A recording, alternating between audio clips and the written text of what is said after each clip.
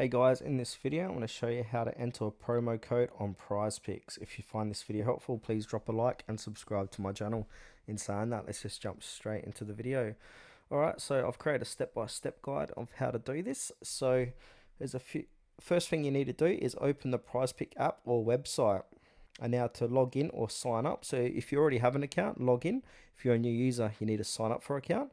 And then from there, navigate to the deposit or promo code section. So if you're logging in, go to the counter profile section. If you're making a deposit, you can typically find the option enter a promo code during the deposit process. And then enter the promo code. So you look for a field labeled promo code, referral code, or something similar, and then enter your promo code exactly as provided. And then you want to click the button to apply or submit the promo code. This is usually labeled apply, submit, or similar. If you're entering the code during a deposit, complete the deposit process. If the promo code is applied successfully, you'll see the benefits such as bonus funds or other offers reflected in your account. And then from there, just confirm the promo code benefit. So check your account balance or promotions section to ensure the promo code has been applied correctly.